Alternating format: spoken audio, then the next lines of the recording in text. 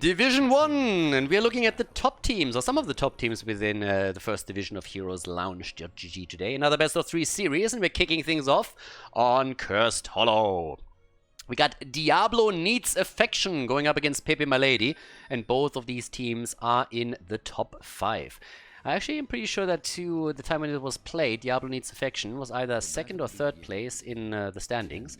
We have on the left side the Polish team with the Will Q on Muradin, Gore right on Sylvanas, that's scary as hell already. Vanatos on Dehaka and Dyla on Anna with Cesarbos, rocking Tychus against the Deathwing setup on the other side. Mac the Kid for Diablo Needs Affection on Deathwing, Tenderloin on Brightwing, Abla on Diva, Marlow on Cassia, and Galaxy is playing Falstead in this one. So yeah, this should be a pretty good one. We got some solid names on both sides, solid players. And I gotta admit, every single time these days when I see Go Rider on Sylvanas, I am already sitting here and just looking for a fantastic game, because the Sylvanas plays from Go Rider are usually insane. That guy just, I mean, honestly, it feels like he is not afraid of anything whenever he plays Sylvanas. He just jumps into 5 heroes, jumps through them a couple of times, kills 2 in the process, and then escapes with negative hit points. That's what all those plays that he makes feel like. Let's see if he can deliver today as well, or if they shut him down, but it should be a pretty entertaining one. First of all, we got on level 1 already the Wingman set up for Falstead. We got the Thunderstroke for Cassia, which means we're going to see stacks coming in. Down at the bottom of the map, Cesarbos has currently, with the level 1 talent, pressed the advantage. And teams are, of course, going for their first few camps here. It's the usual setup. You always take the Siege Giant camp on the side of the Tribute, which means that the blue team, in this case, takes the Siege Giant camp, and their opposition takes the Bruiser camp. So the normal setup that we have, if the Tribute, the first one, would have been spawning at the bottom of the map, we would have seen the exact opposite. The blue team would have focused on the Bruiser camp first, and the red team would have gone for the Siege Giant camp first. But as it stands, the Siege Giant camp at the bottom right will be slightly delayed, and Falstead will then take it and try and push through with that a bit. And then, of course, there's always a question of what kind of decision both teams are going to make through that. I like that Wilkie is actually rotating around here. He knows that there's no real kill potential on the side of Diablo Needs Affection right now, so he can just like come through, try and get a couple of Stormbolts connected and chase them down slowly. We have Diva again with a setup here, going straight into the full metal and the rushdown. And the Inner Light for Cassia over here. Okay. Already, Dehaka able to drop the mech up at the top at least. Whereas Falstead has now gone into Hammer Gains as his level 4. And interestingly enough, we have in the Rhythm, not really a talent that you usually see, Brightwing gets taken out. Alright, so they took out the trash at the top. Brightwing is dead, and in the middle we got Deathwing pushing this through. And as already expected, Falstead is making his way over towards the camp. He's going to start to take this here as quickly as he can, and then we take it from here. But yeah, so as I said, it's actually not really common that you see in the Rhythm taken for Tychus. Normally when we have any kind of setup on a higher level where you see a lot of coordination, it's all about the bigger they are.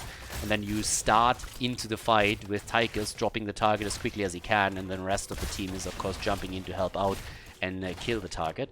But if you're playing in these amateur leagues, you can definitely also experiment with some of those picks.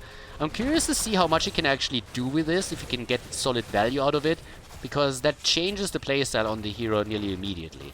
And Galaxy is currently playing bot side against Tychus, so Siege Gens are making their way in, and Falstead has now to make the decision at some point whether he wants to rotate to the top. It's giving him actually a fair amount of stacks here. I'm a little bit surprised that he didn't barrel roll away from this quicker. There's an easy grab already for the blue team, and I'm a little bit surprised by this. Given the situation on the map, the red team shouldn't have given the tribute the way they did. They have Deathwing here, they have Falstead who can fly up, so it's a bit of a surprise that they didn't fight over this and try to stall it out more, because Tychus was locked into place at the bottom of the map, so that's a little bit of a faux pas by Diablo Needs Affection. So a bit of a mistake that they just made here. At this point, we have level 7 talents on both sides. That gives us, as usual, Boomerang.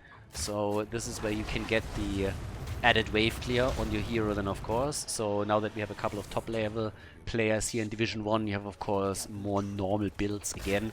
On Deathwing, that means Dragon Soul into Heatwave, into Skyfall. There's a couple of variations, of course, for Deathwing, but still. 10 stacks for Muradin, so he's getting a bit closer.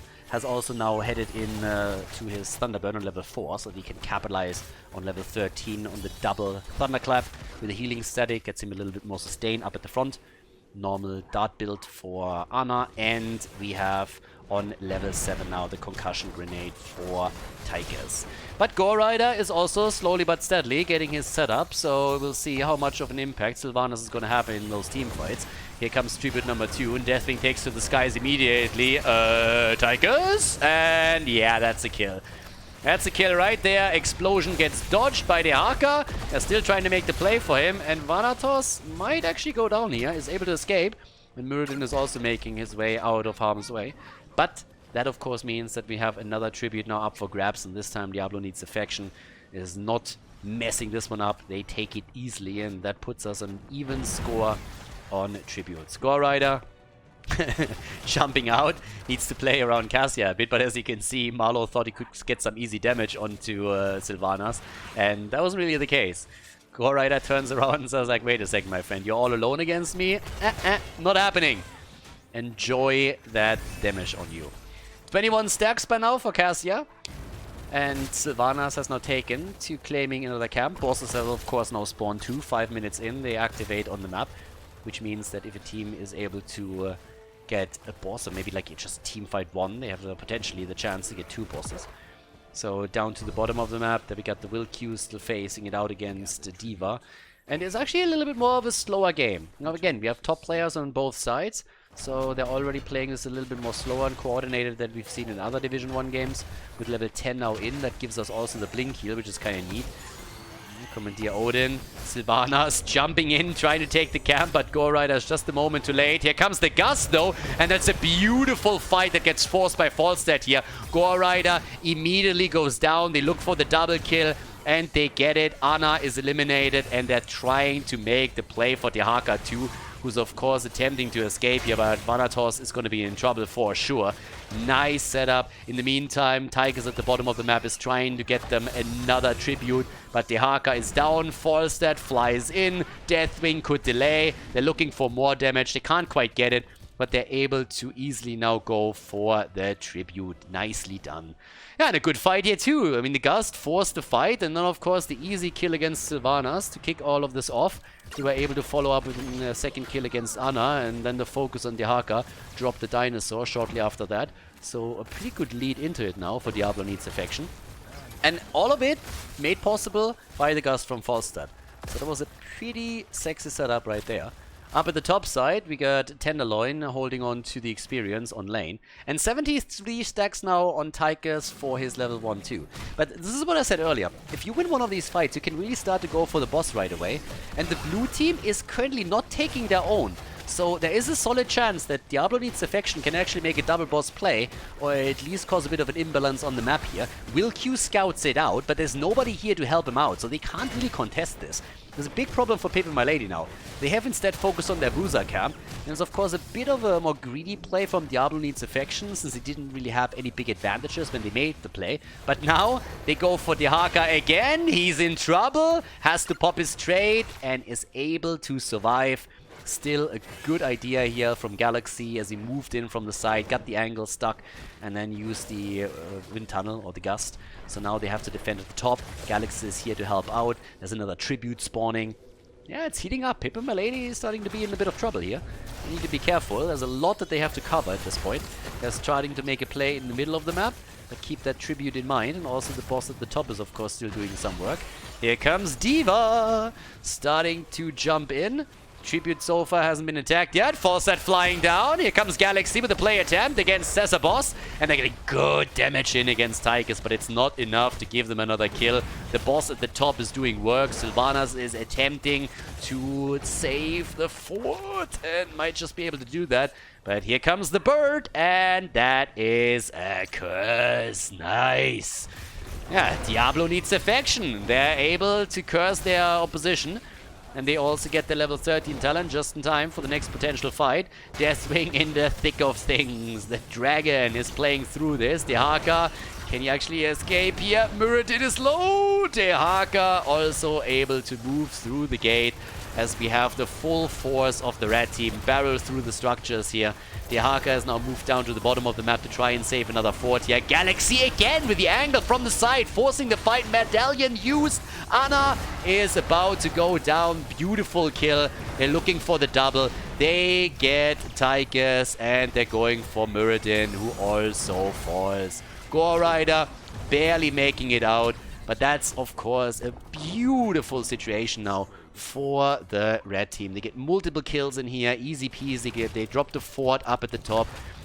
But yeah, just look at this setup. Kill after kill is coming in. They're looking at 7 kills against 2 now. They have taken the fort at the bottom of the map, eliminated the one at the top. The one in the middle falls too. All of them destroyed.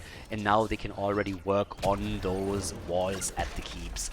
Big, big lead now for Diablo Needs Affection. And pepeMLady, yeah, for them it's going to be a bit tricky to make the way back into this. But not impossible. Again, we got 112 stacks for Tychus. To be fair, that is actually pretty solid. That's much more than I expected he would be able to get. Seems like they are willing to make a play for boss, which surprises me slightly, but I don't think they want to wait until level 16 hits for the red team. Now top side, we have Galaxy trying to take the camp to put even more pressure onto the top keep.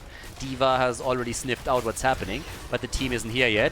Here comes the explosion, and just trying to buy a little bit more time with this. But it's not enough to make a rotation. Deathwing has jumped towards the top now too, though, so the red team is attempting to just pressure the top lane instead of going for a boss fight. Their whole play here is pretty much to not allow the opponent to take a fight before level 16. That's the whole idea behind this. Obviously, you want to contest that boss, you want to make the play. Beautiful kill, by the way. Beautiful kill here. Really solid performance from Ana in particular, connecting that sleep dart, saved the game. Here's another look at it. So first of all, they're sitting tight, then the sleep dart connects. Dyla comes in, connects it without any problems, and that leads to an insta-kill against Falset. Really, really well done. And that's just the power of a good Ana player. Now, the Haggadai is at the bottom of the map. And as I said, the main reason for Diablo Needs Affection to not contest the boss at any point was they didn't want to give their opponent a fight before they had the level 16 talent advantage. But now, it's 16 versus 16 any moments. We saw the kill exchange between Falset and Dehaka. And yeah, of course, topside, Wilkio is currently sitting on lane right now. We have in the middle of the map, still 3 sitting tight, waiting for the talents to come through too. And we got the sizzling attacks in. So, a bit of a different setup for Tychus, just in general. That's the stuff is even comboed in. We got the sizzling attacks. Definitely playing this a little bit more out of the box than what we're usually seeing on Tychus. We got Life Drain now also for Sylvanas. And of course on 13 for Muradin, as usual, the healing static. But just taking a quick look also at the numbers, 27,000 for Tychus. And I gotta say, so far, not really a lot of those sick Gore Rider Sylvanas plays that we usually see. The red team has done a really good job at controlling him. Gore Rider is more on the run than anything else. D.Va with 38k, and there's the kill against Muradin. Nice! Diablo Needs Affection with some really solid plays here. They could even get the second kill in against Dehaka, who pops the essence and is able to make his way out. They have still 5 kills behind. Another tribute pops up on the map, but it's a 4 versus 5 in favor of Diablo Needs Affection. pepeMLady is definitely fighting a bit of an uphill battle. And of course, the one thing that we still need to highlight is there's also a lot of globals that are really playing a role here. I mean, we're talking about not only Dehaka. I mean, you're looking over to Falset, you're looking at Brightwing, you're looking at Deathwing. So there's a lot that really helps Diablo Needs Affection to control the macro game. And they are using that ruthlessly to get heavily ahead here. So Brightwing is rotating in again. Dodges out, by the way, on that root. That was pretty important too. But they should be able to lock this one in. So far, nobody on the blue team side has sniffed that one out. Sylvanas is still defending the top as much as she can. Sazapos and Dyla are also here, but, well, they could make the play now. But guys, they actually can fight for this one. It's 16 versus 16 talents. Here comes the D.Va explosion. They're trying to make the play. Can they get the boss? Oh, D.Va is down. The gust used. And they take the boss. The red team is able to claim it, but they don't lose only D.Va. Nope, they lose Deathwing in the process too. So, a bit problematic here. Now, again, they still took the boss, which was kind of important. But obviously, as you see, that fight went all over the place. And with the death of D.Va and Deathwing, there's not really a whole lot that they can get out of this one. So, yeah, slightly unfortunate for them. Now, Falstad has immediately taken down to the bottom of the map again, trying to push out the auxiliary lanes here as much as he can. We have 9 kills to 5, and they're going more into that macro style. The blue team is heavily focused on the top side to take that boss down as quickly as they can. Whereas we have more camps on the map appearing right now. Siege Giants are taken down on the right side. Yeah, but it's still a spicy one. This bot is down for another minute and 20. We have a tribute on each side. This is a freebie for the blue team, of course. There's not going to be a problem here for them. And off we go. We got 43,000 damage for D.Va, 42,000 for Tychus. 2 top damage dealers in this game. Actually, Kasia is pretty close as well. 43,000 for her.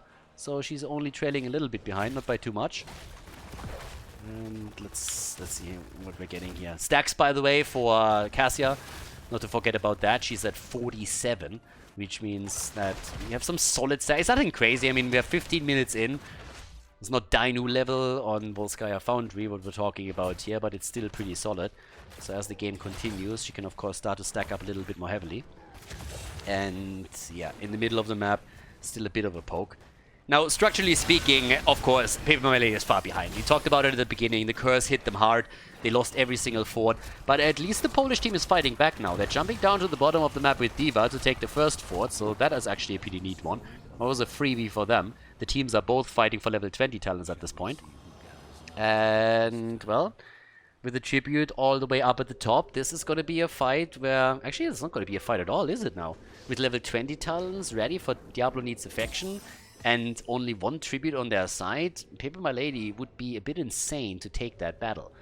Now, if they can close that experience gap in time, that's a different story. But they're actually pinging the boss down at the bottom of the map, just saying, guys, why would we go for the tribute? There's nothing really to gain.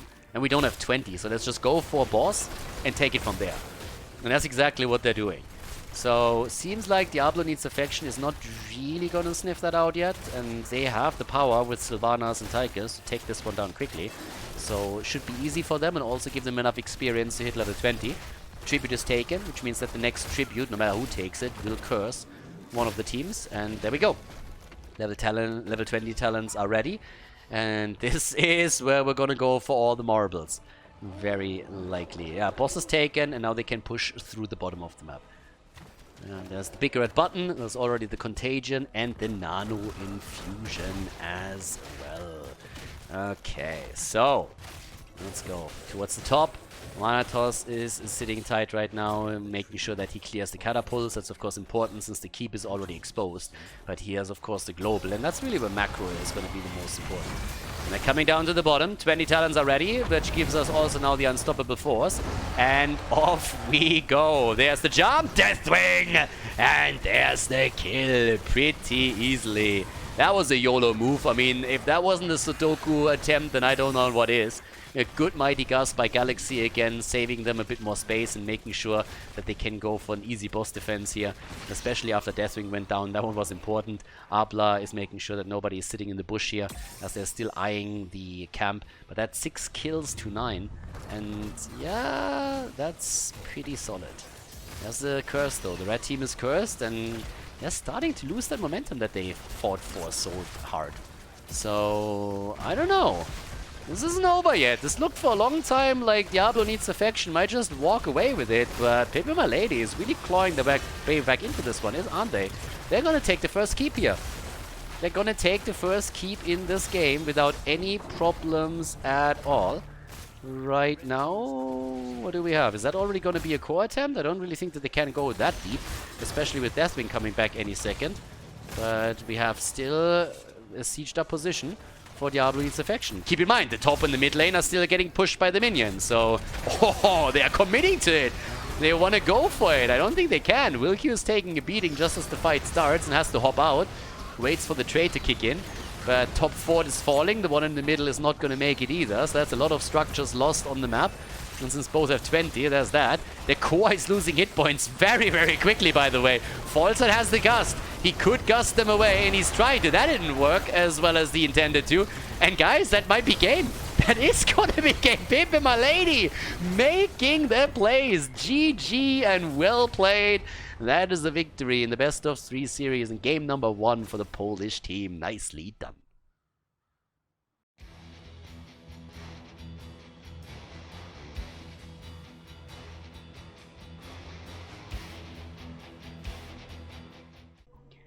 Second map, everybody. pepeMLady turning it around on Cursed Hollow, our first map. And now we're heading into Game 2 in Battlefield of Eternity. And I don't know, we got some interesting setups here. The draft for pepeMLady is a bit exciting because we got a Tyrande as a solo support over here, which is not really what I expected. If you would have shown me that draft and asked me which year that's from, I would probably have said like, well, 2018 sounds about right, maybe 17 even. ETC Tyrande for the stun comp and even an Alarak behind it, plus the blow up. So we got pepeMLady with Will Q and ETC, Dylan Tyrande, Vanatos on Reyna, Gore Rider on Li Ming, and Cesarbos on Alarak. And on the right side of the map, Marlow with Vala and an arrow build. We got Tenderloin and Malfurion, Galaxy on Cassie this time, Abla on Teriel, and Magdakid on D.Va. But yeah, it's a little bit of a highlight what we're seeing here. Now, of course, it's not really a surprise to see Jimmy go into Exterminator on this map as a level 1 talent. That's pretty much a given. And there's a lot of the immortal pressure here. You have, of course, the Hunter's Mark from Tyrande coming in. But then again, you look over to the red team and you have Sylvanas with an arrow build. Vala with an arrow build, which is pretty crazy too. I mean, Vala's arrow build is just incredible when we're talking immortal damage. But this is a solid setup that gets played here by pepeMLady on the damage output. I'm just not so sure that Tyrande solo support is really going to work out for them. Now, the idea is, of course, that you have exactly this happening. You have a power slide into Tyrande stun, and then you hope that the two damage dealers are able to deliver quickly enough and blow the target to pieces. In this case, it didn't quite work out, but it was close. The problem, of course, is that there was a lot of counter damage that nearly dropped Reyna, so you need to be careful around this. Level 1 talent is also the True Shot aura for Tyrande. But yeah, this is going to be an interesting one. Haven't seen that Tyrande solo support in a long time, and of course one of her best maps is and will always be Battlefield of Eternity. The question is simply, despite it being her best map, is she really the choice you want to make here, considering what the alternatives are? I mean, just imagine an Ana in that position, for example, or like tons of other heroes. I mean, we're talking, for example, even Veigar here. Now there's a lot that you could possibly take that might have a bigger impact for you. Either way, as all of this is currently happening, let's have a little bit of a look. Top side is still our D.Va versus Alarak setup that we have. So, pretty traditional one. Question is also going to be how much Alarak can impact this game. If they follow up on power slides with Tyrande stun and then Alarak chips into with a good silence combo, that's definitely a lot of CC and lockdown on a single target that could help to ensure the kill. But if it comes to that or not, that's of course a bit of a different question. But yeah, as all of this continues, camp at the top side is now also taken. And guys, as always, remember, if you want to support the channel and the stream and the esports coverage here, you can support all that work in esports over on patreon.com/Khaldor. As usual, big shout out to everybody that's already supporting those streams here. Coverage on YouTube and also all these upgrades that we had recently with the Insta replays, the better camera setups and whatnot would not be possible without you guys. So thank you very, very much. And again, if you don't support the channel yet, you want to check it out, just have a look at patreon.com/Khaldor. Yeah, the top side, now we got Abla helping out D.Va a little bit, and also, of course, shielding that slightly. The level 4 talents are in, and that gives us now the deep roots here, so a bit more of a zoning tool for Malfurion. Whereas for Vala, it's going to become more and more important to get the stacks together on the level 4 side to get even more damage in. Triumvirate as the talent pick, so that's the first one. And, well, off we go. So right now we have already ETC with a slide, and here's the stun, and goodbye Mech. Mech gets eliminated, but Malfurion is helping out with a quick lockdown over here too. Will Q is now trying to defend a bit, as both of the damage dealers for the red team are looking at the Immortal and are nearly winning the halftime show. But pepeMLady is a little bit quicker. Having that Jimmy with Exterminator on level 1 is just such a big asset in these fights. And they are trying to blow that to pieces immediately. Gore Rider is chipping away with one combo after another. But Galaxy, of course, is also trying to get more damage connected in the choke point over here, which might nearly work for them. But Gore Rider is getting these combos in, and that's always the danger when you go up against the Li Ming. Nice explosion, good root, and unfortunately for them, not enough damage. But there's the slide and the stun attempt against Cassia. Oh my god, the medallion saves Galaxy. He's able to go out, but Alarak is dead. The Immortal is barely won by the red team. Unbe-fucking-leavable. 800 hit points on the shield right now. There's the explosion, and goodbye, Jimmy. That was actually clutch. The red team is able to turn it around here. Vala doing solid work. They get the kill against Alarak. They follow up with the second one against Jimmy. And they lock in the Immortal. What a fantastic opening here for Diablo Needs Affection. They have also the arrow build more or less completed now with the repeating arrow as the level 7 talent choice. Still waiting, of course, for the damage dealer to get a few more stacks on the level 4. But that's still a very solid lead into all of this. Yeah, we got for Cassia the Surge of Light after the Plate of the Whale on level 4. And that was a sexy setup. With level 7 we now have the Khaldorized Resistance coming in. Calamity is of course also available on Li Ming by now. But that's 2 kills against 2. And yeah, this is pretty sexy what we're seeing here right now. We have level 8 versus level 8 any second now. But the red team definitely turned this. Initially it really didn't look that great for them on the objective. But they were able to turn it, set up a good defense, got 2 kills, and were able to also lock in the first objective. And now that we're looking at the top pressure play, we have a 4 versus 3 going in favor of Diablo Needs Affection. Since they have Jimmy at the bottom of the map trying to take the camp, and Tyrande is down. And she might not be the only one. They go for the second kill, and they get it too. Galaxy survives, barely, but he does. And with a double kill against Tyrande and Alarak, that's also the end of the top 4. They are wrecking them. Abla is jumping in too and gets a kill over here as well. I gotta say, that's a really cool setup. I mean, they jumped in deep for this one. Alarak down, they're basically just saving Cassia, and then all of a sudden they realize that they could go for Go Rider too, and that's a follow-up kill on Li Ming. So now with 5 against 2, they're just looking great here. And that snowballed very, very quickly. I mean, just look at the situation for just a moment. We have the second Immortal coming up in just 20 seconds. And if you look at the experience lead for Diablo Needs Affection, they're looking at a solid level 10 advantage. So they're going to grab the halftime show with probably no resistance at all. Vala has only 4 stacks on her level 4, so there's that. She needs to be a little bit more diligent around it. But they got the kills in, they got the missiles now as the heroic ability for D.Va. We got Valkyrie. Valkyrie into the Malfurion route can be a super powerful tool for them in these fights for sure. Especially against Tyrande and against Jimmy, so there's a couple of heroes they need to be very, very careful with that. And yeah, off we go. Halftime show, easy peasy, no problem at all. Blue team is taking that opportunity in the time frame to take their shaman camp. But they also need to go for the objective now, and they might have been late to the party at this point. Yeah, this is already an easy one. Vala comes in, can go for the repeating arrow too. Guys, they're going to lose this one for sure. They're not even defending properly here. Only Will Q is around, and he can't really do anything. They're trying to race it, but that's it. It's a pretty solid shield here, and a second Immortal locked in by Diablo Needs Affection. And they're also aggroing the camp just in time to grab this one as well. So, looking solid here. Oh, Will Q.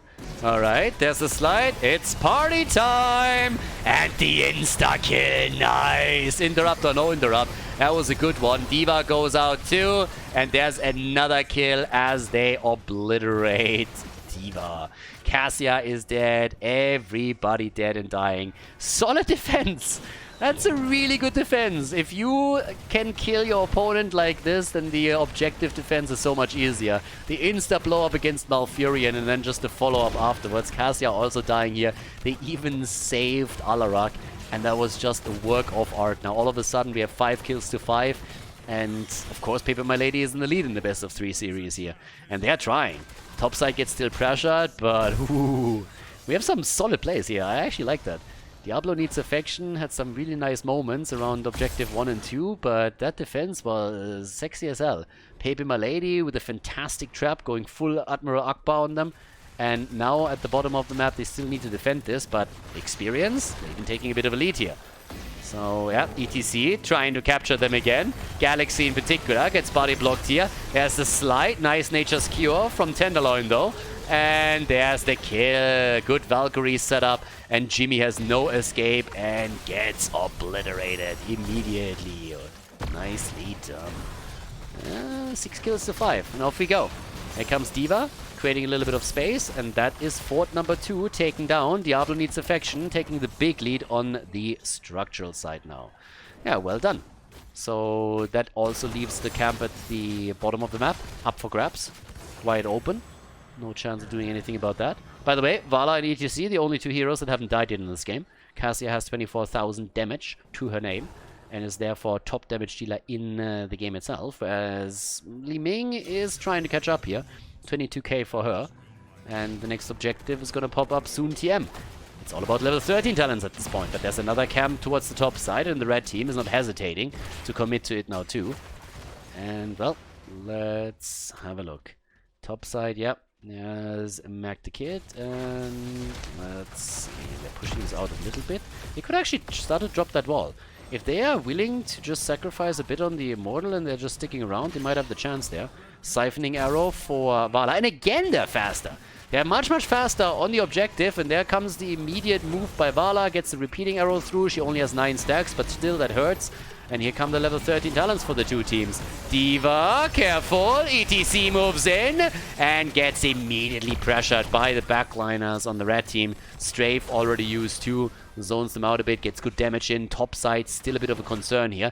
This is eventually going to drop even the keep if they're not paying attention. They will have to send someone back. There's the next slide as ETC is looking for the stun. The follow-up from Tyrande is coming, but it doesn't connect.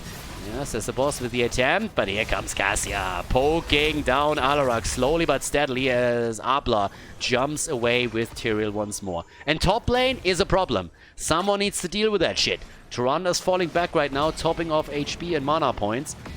As they're starting to make the play down at the bottom. 11 stacks by now for Vala, so there we go. And what else are we getting here? Yeah, this is still starting to pressure them, and the next catapult is already on the way. Once that arrives, could be an issue. Halftime show is nearly done. That arrow connects and connects, but the RNG is not quite with them. So they haven't really locked it in yet, but the keep at the top is losing HP. Someone has to do something about it. And even if it's just to take those Khaldors down, but now that the catapult pushes in, that's going to make the situation even worse, especially if that fight here continues to delay all of this. I think the blue team has finally realized it, and they're starting to send a couple of their heroes back and are also going for the Shaman camp. But it's about time, because this would have been even more problematic. Not quite sure if that was really the move. That did more harm than good, honestly. So Sabos kind of missed this one. And instead of pushing them away from the keep, he pushed them into it. And yeah, that resulted in a few more hit points lost. They're saving it for now, but as you can tell, top side, it seems like that Immortal is nearly gone. Ooh, that could be a kill though. Nicely done! Tyrael is dead, alright. Has been judged and not... Oh my god, Dyla gets away with Tyrande just as Vala has the strafe active. He's managing to move out of the range, but they're going for the objective either way. D.Va is not out of this one yet though, and here we go. The kill against D.Va. That's 2 down again on the red team side. Nicely done. Okay, so let's see what we have. We got over here the camp. I mean, this one is not really going to do a whole lot. Tyrael is back to business. The problem is that D.Va needs another 17 seconds until she is back on the map. Top keeper's taking a little bit of damage. The hopes of Diablo Needs Affection is, of course, to go through the bottom of the map now. And, I mean, in an ideal world, you want to take the keep down. If you can in a 4 versus 5, that's a different question, especially since Jimmy still has Exterminator and can burn this one down quickly. So they're trying to do that as we speak. Alarak has by now 127 Sadism, by the way. 120 stacks on the level 4. Shields are already gone on the Immortal. And it doesn't look like they can get the key, but they can at least damage it a little bit. So that's what they're doing right now. Off we go. Here comes the push. And yep, 7 kills to 6, and the keep is on both sides damaged already. Yeah, job so far well done by them, actually. So they go for another camp. They can take this one too. They have the 5 versus 5 again. But the game is still open. Tyrael comes in, uses the medallion, has Sanctification up, dodges out on the damage though, doesn't want to burn the cooldown but might be forced into it, and there we have it. Beautiful Sanct just behind ETC as he came in, and there comes kill number 1, kill number 2, and they can follow with even more as D.Va connects and wants to go for Li Ming, and that's a successful kill. Thanatos is also low, and Jimmy is not going to make it either. 4 heroes down, and they are pushing hard for keep right now. Beautiful fight for Diablo Needs Affection. They lock in kills against ETC Tyrande, and then it's a cleanup job, and now they're pushing for keep and probably for core too. This is looking like it might just be the end of game number 2 here. The first map ended in favor of pepeMLady, but right now Diablo Needs Affection has all the momentum in the world and is going to try and use it. It might be a little bit too early in the game. The death timers are not really all that high, but they go for Alarak. They might get the kill here. Cesabos a bit low. D.Va overplaying her cards a little bit and is still able to make it out. They are not able to end the game just yet. So there we have it. 41,000 damage for Cassia, 39,000 for Alarak, and Jimmy on 28k. But the next Immortal is coming. Level 16 talents on both sides right now, which gives us Paint and Red and Mirror Ball for Jimmy and Liming, the 2 damage dealers now with more survivability and damage. Ooh. And off we go. They try to invade the camp. They might be able to make that play. D.Va buys a bit more time. They're still trying to get the Shaman camp, but of course the Banshee sees everything here. But they have to give this one up. Another combo attempt by Liming. Nicely dodged by Marlow. So no chance to connect that with Vala. But they're looking for the fight instead. Bot lane gets pressured. Those catapults are starting to hurt a little bit. We're 15 minutes in. It's nothing crazy yet, but we're getting there. Level 4 completed for Vala. Halftime show at least won by pepeMLady though. But of course with the level 4 on Vala done, they can really start to burn this down quickly now if she gets the connect. Vala is in, gets the first arrow, and gets the second one connected after the repeating arrow is used by her as well. Sets the vault up over here. Will Q again angling in from the side. Sanctification is up. There's the Valkyrie. Nicely done. Tyrande in trouble, and Tyrande is down. Beautiful snipe. The follow-up. It's a double kill. ETC is dead too. And here we go. That is the end of Jimmy. And could maybe even be the end of the game. Are they going for it? No, they go for the Immortal instead. But here you go. Look at those kills. First of all, the first 2 go down very, very quickly. And then they go for Jimmy. They nearly get the kill against Liming too. They have now rotated towards the top side, trying to go for the second keep. But they are able to take that down. We still have a few heroes active on the Immortal. And they are pretty much putting pepeMLady into a checkmate position over here. I gotta admit that the entire setup around Tyrande has worked a little bit better than expected, but you could really tell that she was a primary target for Diablo Needs Affection. And a lot of these Valkyries were just spot on in the attempt to lock her down. Level 16 going for the Seething Hatred now after the Siphoning Arrow, and they are pushing for this hard, and that Immortal is gonna hurt with 50% shields and the core already losing hit points. This is gonna be a very, very difficult defense, if not impossible. I mean, that Immortal alone is already going to do so much work, unless they get a quick kill. Keep in mind, they got D.Va, and they also have still a Sanctification up on Tyrael. And that alone is just going to crush them here. A good Sanct on the core is going to end this. ETC gets interrupted, and the core is falling, and it's falling quickly. We're going to see game number 3 in this series, as Diablo Needs Affection claims victory on Battlefield of Eternity, map number 1 in this best of 3 series.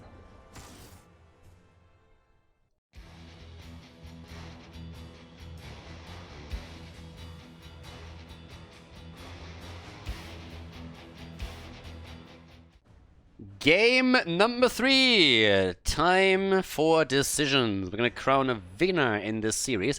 The best of 3. By the way, just to avoid confusion, the teams have switched sides for the third map here. So Diablo Needs Affection is playing in blue now, whereas pepeMLady is starting on the right in red. We have on the left side DNA with Mac the Kid on ETC. We got Galaxy on Junkrat, Marlow on Tracer, Abla on Tyrael, and Tenderloin is playing Malfurion. And on the right side of the map, pepeMLady with the Will Q on Johanna, Gorite on Sylvanas, Brightwing played by Dyla, Cesabos on Jimmy, and Vanatos on Blaze in our third game of the series. And let's go, we got a Tracer. Tracer with Tyrael plus Malfurion is pretty much as good as it gets. You get a heal over time, and of course Malfurion can also overheal, which allows Tracer to go a little bit deeper in all of these setups. She also benefits from Tyrael shields, which is pretty much why this particular combo with the 3 heroes pricked together has for a long time in Heroes of the Storm been one of the strongest combos that you could possibly pick. Now that was of course quite some time ago, but it doesn't mean that that trio is not still incredibly strong if you have a good Tracer player in your lineup. And we're gonna see how much Tracer can actually do. But again, best support to play with her is definitely Malfurion, and then having the shields and Tyrael together with that is pretty sexy. Now, we got the ETC also on their side, and this is also a pretty great example of where we have Jimmy getting value out of the ace in the hole. And you might remember me talking about this level 1 talent quite a bit lately, especially since we had, I mean, honestly, now that I think about it, pretty much the exact same setup on this other Division 1 game on Towers of Doom, where we had a Johanna and a Blaze, and even a Rhaegar with Totem, and I've been talking a bit about how Jimmy should have probably gone into Ace in the hole instead of Exterminator. Here you see the exact example of that happening. So there are not really all that many camps on this map. The camps are taken as we speak, but with all the slows available through Johanna, through Blaze and others, you want to make sure that you get that extra damage out. You can always make a bit of an argument on a boss map that for the bosses it's kind of nice to have Exterminator, but of course in this setup really having the hero damage is pretty important. But again, over here you can make an argument also for Exterminator, as I said. I like that with all the slows available we have Ace in the hole, but given that for the objective and also the bosses you can get Exterminator value, it's still quite strong. But through all the patches that Blizzard put out where it went back and forth, Exterminator is not that must-have pick anymore that we had previously. New Habits, on the other hand, still a super strong pick here. Once that you make... Oh my god, Brightwing! Look at you! Nicely done! Fantastic save here by Brightwing. I gotta say, that was solid. Well played by Dyla. Yeah, not bad. I actually thought that Jimmy would die here, but that was cool. Ooh, we got the speed medal over here now too. Alright. Didn't see that one coming. Interesting. Let's see how that works out for them. We have on level 4 the magic spit. There's nothing magic about Brightwing spit. The word that you're looking for is disgusting. Thank you very much. But Go Rider is riding on his little snowflake over here. Yeah, outside of that, for at least the Tracer, we got the standard build these days. 1-2 punch, the pulse generator on level 4 as they're coming through. And up to the top, already Tracer starting to whittle away the hit points of Blaze slowly but steadily. But the first objective is up. Again, normally you don't really see teams making a bit play for the objective before level 7 talents are in. We've seen games where it was even delayed until 10. For now, it's just all about the camps that are popping up again. So yeah, that's that. So the card just coming in, doing a little bit of work there. A little bit more of a laid back game. This is also game 3 in the best of 3 series, so you want to be careful here. Don't want to overextend too hard and then all of a sudden find yourself losing the entire series. As I mentioned before, both of these teams are actually in the top 5 of Division 1. So this is kind of important for both of them. Those are two teams that will very likely establish themselves a position all the way up at the top. And winning the match here is going to help you a lot since you're going up against a direct competitor. So again, kind of important. Level 7 talents kick in a little bit quicker for pepeMLady. And with that, we have now also the Peekaboo. We got the Unstable Compound in. And still our Sylvanas. And I've been talking about Gore Rider and the Sylvanas in the previous games, and I gotta say, game 1, he disappointed me a little bit. We didn't see these crazy Gore Rider plays there. Maybe in this game now, jumps in again and wants the follow-up damage on ETC as they're attempting to chase the cow down. Not happening just yet. But here comes another good stun. Ah, nicely done. A little bit more damage connecting, and that's also true for Tracer as she jumps in and connects the bomb over here. Nature's Cure was of course out, level 7 on both, and the rotation topside from Blaze as he's trying to lock in more experience for the team. But as predicted, around level 7, the first team is starting to make a play for the objective, so the blue team slowly moving over towards the prisoner camp, trying to lock this one in. Brightwing gotta be careful here, but of course there's only limited stuns. And there's a bit of displacement that we have to talk about as well. If you have Junkrat on the other side, you always need to be cautious. When ETC slides in and the mine gets put down, that can quickly lead to trouble. Just trying to lock this one in. There's the slide already as they're making a play for Gore Rider. They also need to play around the objective now too, though that's a bit of a problem. Again, Brightwing coming in to save Jimmy's ass. There's a jet propulsion, and that's the kill! Sylvanas coming through. It's a double. Oh, nice damage from the Tyrael explosion, but definitely not enough to get them completely destroyed here. Then again, they got the objective. You might have gotten 2 kills, but you lost out on the cavalry. And we're not talking Tracer for once. So now that ETC is about to come back, they can actually push with the entire 5-man on the map here. They have lost experience, of course, But with level 9.5, there's still no level 10 ability for pepeMLady that they can use for the defense here. So they have to really try and make sure that they get those experience points as quickly as they can so that they can use their heroics for the defense. And it's not necessarily going to be easy given the circumstances. Broccoli has also been skilled. That's the second stack actually that Malfurion just acquired. And with the rotation top side, they're now starting to push in again. Level 10 is ready, as they are making the play with the defense. And finally they have heroic abilities which give them the edge. And immediately, of course, they move forward. Blessed Shield is already used. They can't get the kill. I mean, duh. 4 versus 3 over here. Jimmy is now slowly starting to rotate up. Actually decides against it because he realizes that everybody else is coming his way, so you don't want to run into the 4 heroes. At the bottom of the map, on the other hand, Go Rider is sitting there saying like, hey, you know what? If you don't pay attention, if you don't rotate quickly enough, I'm going to take that wall. And that's exactly what he does.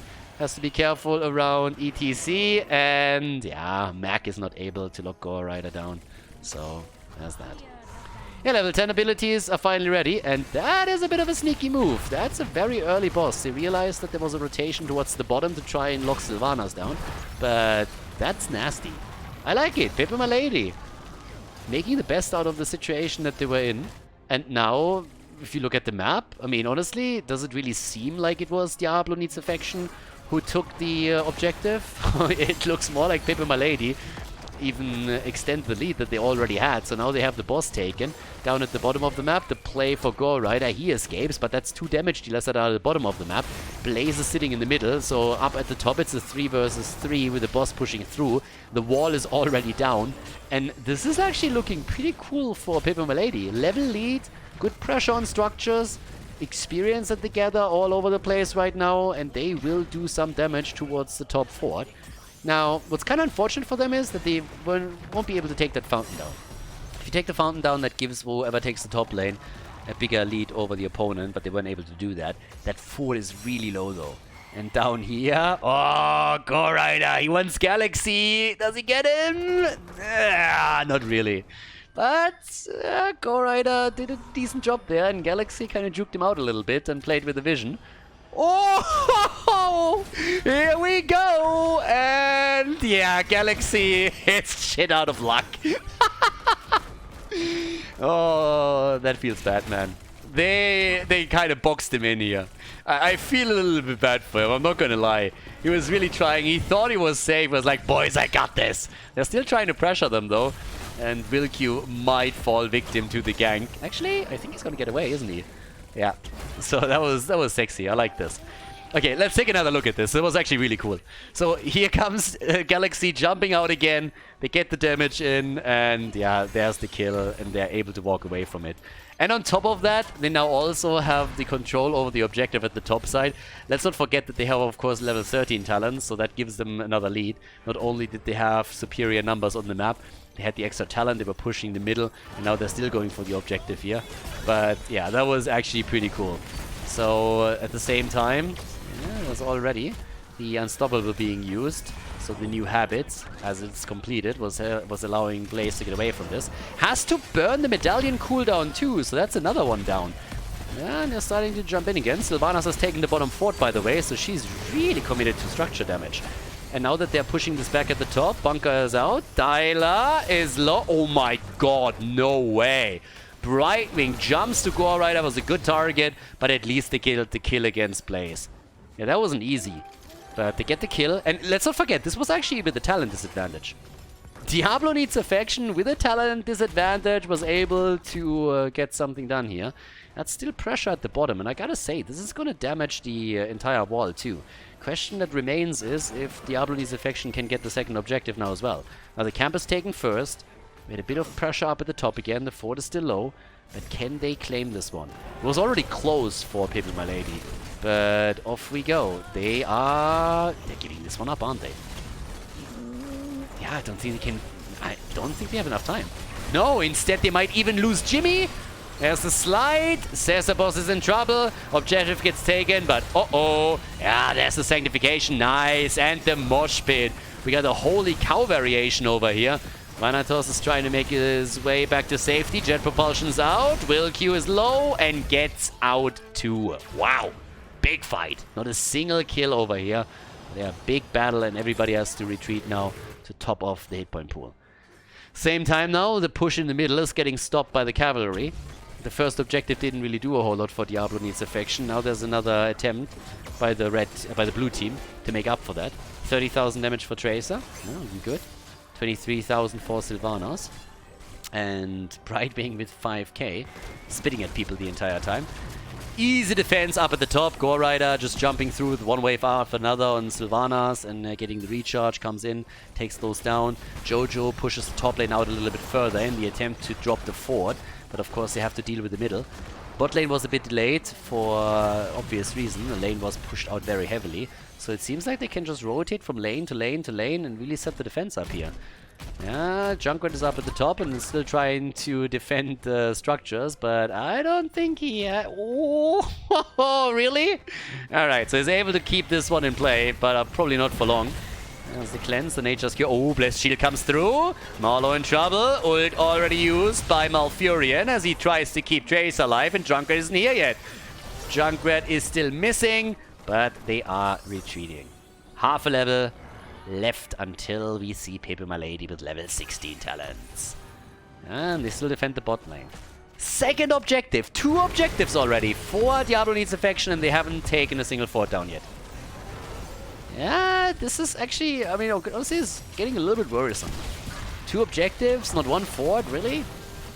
Then again, you look at pepeMLady, they have taken the bottom fort down, the one in the middle has taken damage, and the one at the top is, I mean, pretty much dead. There's a level 16 talent, so now they have the advantage over the opponent too. That should at least give them the top fort. I mean, I wouldn't be shocked if they go for boss here again. But top fort should be the least that they can get out of this. Yeah, and Brightwing is already on the way to the boss, so likely the blue team will rotate down to the bottom of the map and at least get a boss as well. That's what they should do here, and yes, they're already on their way. So obviously they know the top boss gets taken, they can't do anything about it, instead they are rotating down to the bottom of the map. They might be a little bit slow on this. Yeah, Jojo's already rotating down, Blaze is already following, top is taken, Brightwing is of course globaling down. Actually no, Hearthstone back first, can now global down to help out here, and they're trying to delay this. Guys, this is a problem. Diablo Needs Affection is in trouble here. Brightwing is starting to jump in, there's the old Malfurion. As Blaze coming through too. Uh-oh, 16 versus 13 talents. They're starting to take the point. And there's no sanctification because Tyrael isn't here yet. But the boss is taken. The boss is taken by the blue team.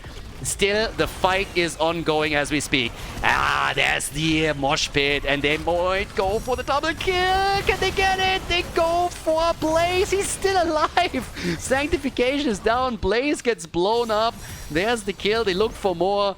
And they might actually get another one. They're already starting to chase Wilkie over here. The boss is barely getting dodged, and the fort, of course, is getting destroyed now. They're jumping away. But then again, on the other side of the map, of course, the boss is also starting to do some serious damage with the wave that pushes in. So it's gonna start to take down that fort. Oh, sorry, the keep slowly. But look at Diablo Needs Affection. They're actually coming in for the next objective. They won 2 already. They won number 3. 20 seconds until Blaze is back. Down here, the defense on the boss is now started. That was a good move from pepeMLady. They tried to be quickly enough at the bottom of the map to contest the boss, and then it backfired. But up at the top, that keep is toast. 1 keep down. So despite the fact that they're losing a lot of these fights, pepeMLady is still ahead. What about the objective though? Right now they can't take it. Junkrat is coming back. They're trying to push into the choke point here.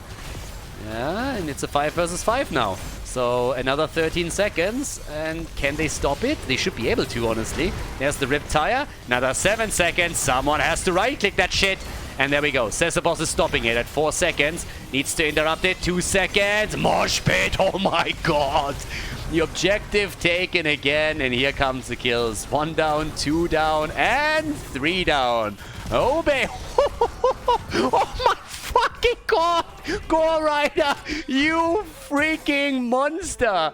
Sylvanas and Jimmy just coming in and murdering everybody!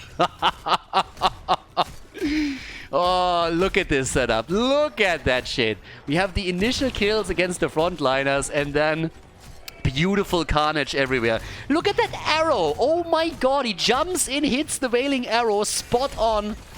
and then they just crush through them. Insane. Gore Rider setting the kills up, 43,000 damage through him alone. And Jimmy, of course, he was the one delivering the final shots on all the targets. But holy hell. So, objective 3. I mean, guys, think about this. This game is nuts. 3 objectives have now been obtained by the blue team. And they did get very little out of it. I mean, despite the fact that they won 3 objectives, they are still behind in structures on the map. They are 1.5 levels behind in experience. Oh, what a setup. Gore Rider Sylvanas is just absolutely nuts. Can you imagine how frustrated the blue team is? They win objective after objective, and every single time they claim it and they have the cavalry moving through the map, all of a sudden they lose heroes and they can never really push with it. They're gonna get the top fort finally. I mean, that's at least something, right? But I would be frustrated too. And why do they get the fort? Because pepeMLady looks at this and is like, yeah, we're not fighting this. Why the fuck would we fight this? We won 20. They didn't know that Junkrat was at the bottom of the map. Junkrat was hiding. He was hiding in vision, in the fog of war. Because if they knew that it was a 4 versus 5, the red team would have gone for the battle. But as they had to assume that there's 5 heroes topside, they said like, hey, we are so close to level 20, there's absolutely no chance that we're going to give you a fight before we have Storm Talons. That just ain't happening. We're so far ahead. Once we have level 20, we dominate the map. And that's exactly what we're looking at right now. So the blue team has to bridge an entire level. And they have to stay safe until they get that. 16 now. We got the Ricochet over here. Ysera's gift is in too. A little bit of a different setup now. Yeah, Brightwing is now holding on to the bot lane. Tracer has pushed out the top a little bit. But we have pressure coming up. pepeMLady is definitely going to look to get something out of this level 20 advantage. And that something could be the objective. So if they get the 4th one, just imagine the top lane pushing. With 1 keep already down, that means that one of the shields on the boss is already toast. So can they go for boss again? Hell yeah, they can. Look at that. He's actually going to be up again in another 10 seconds. Uh-huh. Alright. Tyrael shows at the bottom of the map, so they know that nobody's here. This boss is up in another 27 seconds. And up at the top, as you can tell, this one is already getting crushed. And they're rotating, but they're rotating way too late. They're not gonna get the boss. They can only go for the objective. They have level 20 finally as well. But that means that the boss is gonna go for core right now. This is actually getting insanely dangerous. Now, so is the objective 18 minutes into the game, so it's not like pepeMLady can just ignore all of that. Brightwing is at the bottom of the map. Junkrat has taken over to the defense at the top lane, but he's actually joining the fun right now, so that means that the entire wave with the catapults is still pushing towards the boss. Oh, well, the catapult replacements on this map. There's already ETC down. Okay, ETC gone. Guys, this might just be it. pepeMLady, they have a chance here. They honestly have a chance, even with only one keep eliminated. 1 hero down. They're looking for a little bit more. Junkrat. Ooh, careful, bro. Yeah, and over here, as you can tell, this is already hurting. They are going to push for this, aren't they? The counter kill attempt. They're trying to go for Sasa Boss. Will Q is also in trouble. Sanctification and a beautiful one. There's a kill. There's the double. Nice. Diablo needs affection. They needed kills and they're getting those kills. Well done. There's the triple and Brightwing is down. Junkrat is aiming for the defense and yeah, they should be able to save that. Ooh, maybe not. Are they actually going to lose this? Jojo is down. Don't tell me they're losing the core here. They lost. pepeMLady win the game. They lose 4 heroes, but they win the game and they win the series. What an ending to a crazy best of 3 here in Division 1. Yep, miscalculated. They thought Junkrat could defend it solo, and well, nope, not quite. Nicely done, pepeMLady with the victory. Well done, as Diablo needs affection, loses the 3rd game of the series.